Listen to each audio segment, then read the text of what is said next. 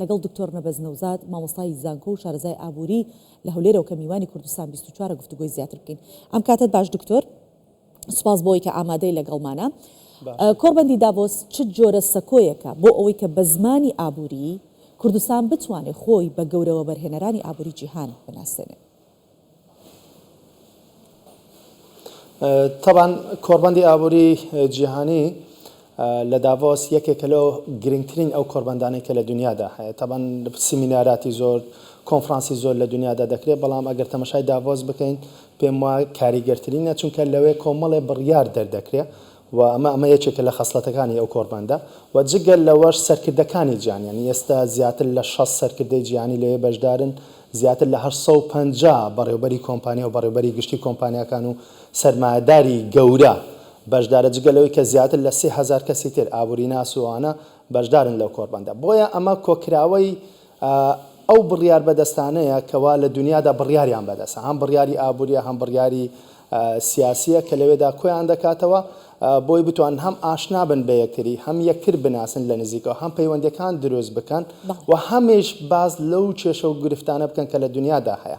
ئەگەر ئێمە لایەنە ئابووریەکەی تەماشا بکەین، تەمان کۆڕبەندی ئابووری جیهانی، بەڵام لەوێ تەنها باسی ئابووری ناکرێت، باسی سیاسی و باسی تەکنۆلۆژیا، باسی کۆمەڵە بابەتی تر دەکرێت، بەڵام هەموو ئەو بابەتانەی تر ڕەهەندی ئابووریان هەیە. بە تایبەتی ئەمڕۆ کە ئێمە لە 2026 کۆمەڵی ئاڵنگاری نوێ ڕوبەڕووی هەم هەرێمی کوردستان هەم جیهانش بۆتەوە. تەمان لە دنیادا ئەم ئاڵنگاریانە ئێستا هەیە. 2026 زۆر جیاوازە لە 2025. بابەتەکان زۆر گەرم و گوڕە، بە تایبەتی کە دۆناڵد ترامپ سبەینێ ئەو ڕۆژی چوارشەم کە دەکاتە سبەینێ ئەو وتارێکی ئەو باسی گرینلاند دەکات کە ئەمەش دیسان ڕاندێکی ئابووری هەیە. بۆیە ینی بابەتەکان ئەم ساڵ زۆر گەرم و گوڕن لەبەر ئەو گۆڕانکاریانەی کە لە دنیادا هاتوۆتە ئاراوە. ئەوەی کە بۆ کوردستان زۆر زۆر گرنگە، تەمان بزنسمانی ئێمە لە ڕابردوودا یان ئاشنا نەبوون بە جیهانی بزنس و بۆ بەرهێنانی دەرەوە، یان ئەوەتانە کێشیان هەبوو لەوەی کە چۆن ئەم پەیوەندیانە دروست بکەن. جگە لەوە دەرفەتێکش نەبوو کام بزنسمانانە هەوڵ بدەن ئەو سەرمایە کە هەیەە هەم بتوانن لە وڵاتانی ترەوە بەرهێنان بکەن، هەمش سەرمایەداری تر لە وڵاتانی ترەوە بە هاوبەشی بە یاخود بە خۆیان سربەخۆ بێن لە هەرێمی کوردستان ئەو دەرفەتەی کە ئەم کۆڕبەندە ئەیڕەخسێنێ بۆ بەرهێنەران. دەمەوێت لێرە پرسیاری ئەوە بکەم لە ڕوانگەی چەمکی سەقامگیری کوردستان لەکوێی نەخشەی سەقامگیریە بۆ وەبەرهێنی بیانی بۆی کە سەرنجی بۆ هەرێمی کوردستان ڕابکێشێت بە تایبەتی لەم کۆڕبەندە؟ ڕووداوەکان زۆر زۆر خێران. ئەگەر تەماشا بکە ئێستا لە ئەوروپا لە وڵاتانی ڕۆژهەڵاتی ناوەڕاست کۆمەڵە گرفتی زۆر گەورە هەیە، بە تایبەتی لە وڵاتانی دەوروبەرمان، بەڵام ئەو ئەزمونەی کە لە هەرێمی کوردستان هەیە و لە ماوەی ئەو ماوەی کە حکوومەتی هەرێمی کوردستان بە تایبەتی ئەم کابینەیە ئەو دەرفەتانەی کە بۆ بەرهێنەرانی ڕەخساندووە، یعنی زەمینە سازێکی زۆر زۆر باش کراوە و دڵنیایەکشی داوە بۆ بەرهێنەران کەوا هەرێمی کوردستان باشترین بژاردەیە بۆ ئەوەی کە تۆ بتوانی وەبەرهێنانی تێدا بکەیت.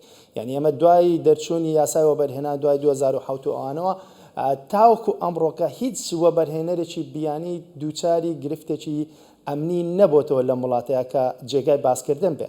جگەلەوە یعنی سەرمایەکانیان پارێزراوە، قازانجی زۆریان کردووە و سەرمایەکانیان چەند هێندە بۆ لە هەرێمی کوردستان. بۆیە من پێم وایە حکوومەتی هەرێمی کوردستان لەم ڕۆوە توانێتی سەرکەوتوو بێ، هەم توانێتی ئاسانکاری بۆ وەبەرهێنەران بکە، وەبەرهێنانی بیانی بە تایبەتی، و هەمیش هەوڵی داوە کەوا ئەو داواکاریانە ئەو مەرجانەی کە پێویستە بۆی وەبەرهێنەری بیانی لە هەرێمی کوردستان وەبەرهێنان بکەن توانێتی ئەو مەرجانەش جێبەجێ بکە.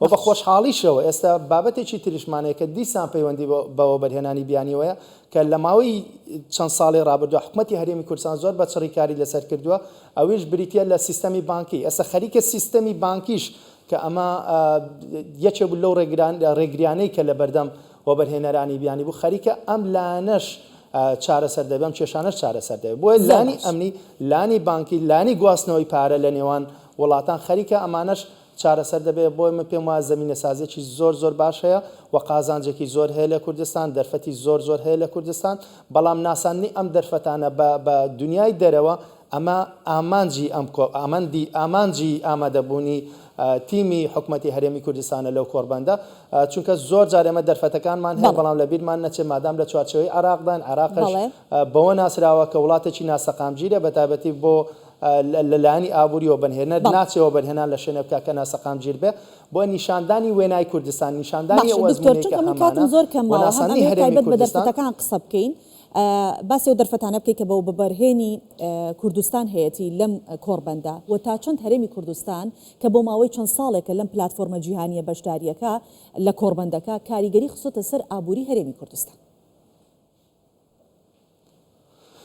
خۆی بەشداریکردنی حکوومەتی هەرێمی کوردستان دوو لایەنی هەیە، ینی ئەم لایەنە سیاسەکەی دیپلۆماسیەکەی ئەمە زۆر گرنگە، من نامێ باسی و لایەنیان بکەم، بەڵام ئەوەی کە پەیوەندی بە لایەنە ئابوووریەکەیەوە هەیە تەبان وەبەرهێنان لە کۆمەڵە سەکتەری جیاواز دەکرێت لە دنیا بەتابەتی لە باری ژیری دەستکردە تەکنەلۆژیای ئەم بوارانە کە من پێم وایە لە هەرێمی کوردستان تا بەڵێ ئێمە وێنەی دکتۆرمان نەتوانی بگوازینەوە دیارە کێشێکی تەکنیکی هەبوو لا گواستنەوەی وێنەی دکتۆر، بەڵام سوپاسی دکتۆر نەبەز نەوزاد مامۆستای زانکۆ و شارەزای ئابووریەکەین لە هەولێرەوە میوانی کوردستان 24 بووی سپاس بۆ ئامادەبوونت.